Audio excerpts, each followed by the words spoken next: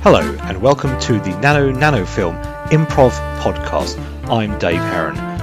This podcast is about my trials and tribulations associated with improv comedy and doing it, performing it, rehearsing it.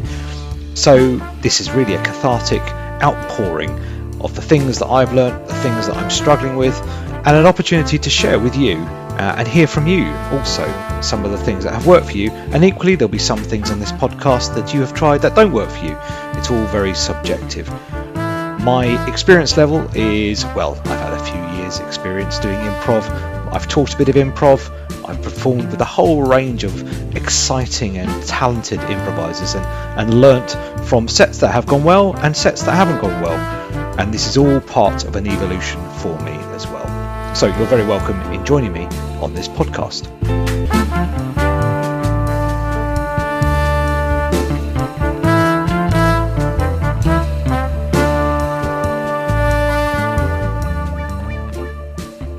So this week, I wanted to share with you some feedback that I have received regarding my ability to do improv, or as it felt in the immediate aftermath of receiving said feedback, my inability to do improv. Now, very often when we do courses, workshops, classes in improv, we tend to receive feedback from the teacher that's very generalistic. It's sort of suggestions, and it's not directed often at individuals per se. It's sort of shared with the group and something that the group as a whole should have a think about. Also, I guess if you're not doing courses or workshops, you might be in a group, and the same sort of thing applies there. Feedback isn't normally directed at an individual, and there's a good reason for that. It's because the improv community is a very supportive community. It's something that people feel they should be able to develop in and make mistakes without fear that someone's going to keep picking them up on things. A little bit like one's own workplace, where it feels like you're constantly under scrutiny. So, in order to sort of embrace getting better, We Are Dave recently invited Elodie Foray to come and critique one of our rehearsals. Well, the performances and rehearsals rather than the setup and the admin of the rehearsals. Anyway, you get what I'm talking about. Elle has extensive theatrical artiste experience. I use that word because it covers a number of bases in the theatre world. Elle is also a very established improviser and teaches improv too. So what better person could you have to come along and critique one of our rehearsals? Of course, there is the caveat, the advertising disclaimer, that if you are a person of a certain disposition with, let's say, a fragile or large, delicate ego, then receiving feedback is something that can be quite difficult, as I found to myself. But dear listener, I have embraced this vulnerability. I have welcomed the nakedness of my improv and said, come here and share your feedback with me. Feedback that I wouldn't have known about had you not critiqued it. So Elle has willingly done this. And today I want to share with you 3 very, very excellent pieces of feedback that I received from them that I really didn't know that I was doing, and something that hopefully you will see if you see me perform and think, yes, Elle was right. He is pretty awful at these things. I know that we can't say that, but it's my podcast, so I'm going to use words like awful.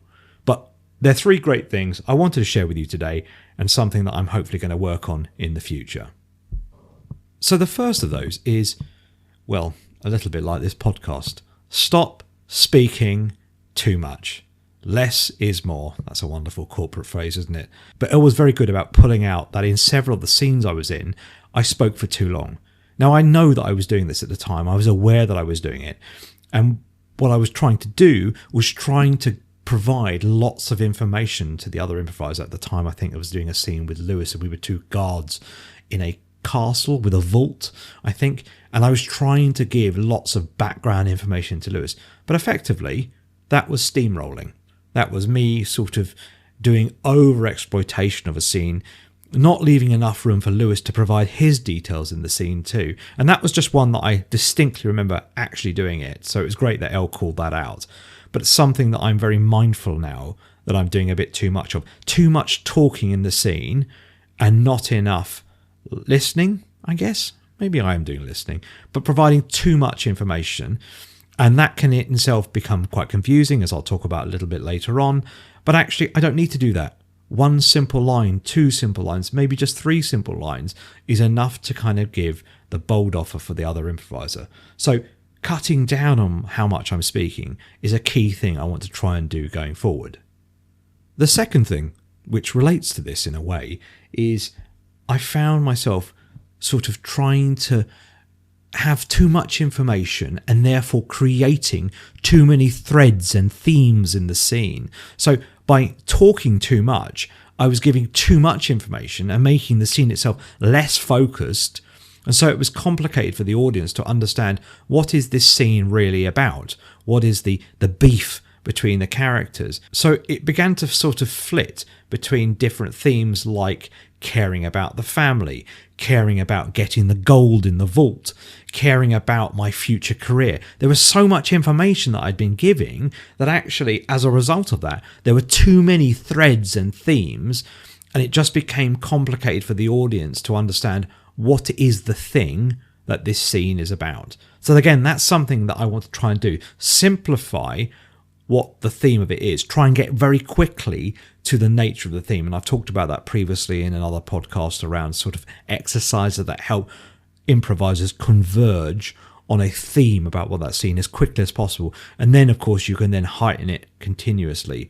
But that's something I want to do as well, is get to the nature of the theme as quickly as possible without creating too many threads and too many things that need to be sort of tied up at the end. And the final thing I wanted to talk about was really focusing on the here and now. And this talks specifically about the fact that I had spent too long in many of the scenes, but certainly the scene I was just describing around being the two gods, I'd spent too long talking about the history of our relationship, Lewis's mind's character's relationship.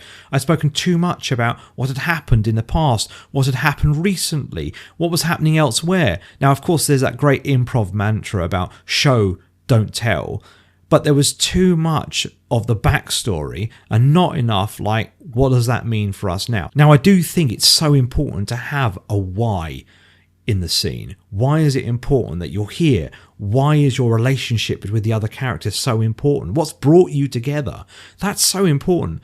But I've noticed myself, and the feedback from Elle was fantastic and reaffirmed that sometimes I get caught up in giving too much depth, too much talking, too many threads, and not enough focusing on the here and now and why this is important that we're here together now. So that's another piece that I really want to look at as well. So that's it really. Those are the three things that I'm going to try and focus on a bit more as well. Of course, there's all the other things I've talked about in all the other podcast episodes as well. But it was very insightful to have somebody come and give another lens and have the freedom to give me that feedback as well. And that's something that I would really encourage other people to do as well. It, without doubt, is difficult receiving feedback. Now, in Elle's defense, we had to be chucked out of the rehearsal room by the people who were running it. So we had to go through the feedback very, very quickly indeed. So they didn't get a chance to sort of talk about some of the positives, give a more balanced view.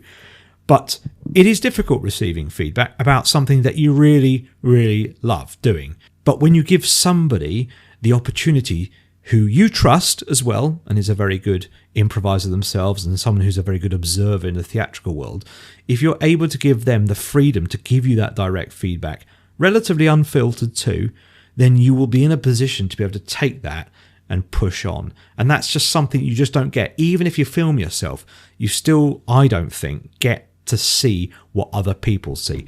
And I'm a real firm believer in what I think I've talked about before, the IPA, being impressive, being playful, and having the audience aware. And that last bit is just something I don't think you can really underestimate. And obviously, through the feedback that I've received, I have underestimated it. I thought that I knew what the audience was seeing, but actually, those three key pieces of information that I've received are things that I am now aware of, and now I know that the audience will be aware of as well, and something that I can get better at. And already we've done a show at the Archway Theatre recently, as you will have known from the last podcast, and that was just after we received the feedback from Elle. And even in that short space of time, I was able just to sort of make a couple of tweaks These are long-term things that I'm going to have to get better at. They're not going to happen overnight. But even now, I'm just able to be aware of little changes that I can make in terms of being brief, focusing on one or two threads, not so many, and then staying in the here and now as well. Little things like that, just that will help push my improv and the work that I'm doing with We Are Dave just a little bit further down the line. Have you ever received coaching, specifically about the improv that you are doing, not your group's doing, but specifically what you're doing? Is it something you've ever thought about? If you haven't had it, why wouldn't you get it? Or is it something you just think, I don't need to have feedback because actually I'm just doing this for fun and I worry that it would kill my fun? And there is a risk of doing that as well. But I'd love to know, have you ever thought about these sort of things? Getting in a coach to look at you rehearse? Is it something you get in regularly? Or is it something you just think, no, it's not for me? I'd love to know your views on getting direct feedback about your own improv. So thanks very much for listening to the Nano Film Improv Podcast, and I'll catch you in the next one.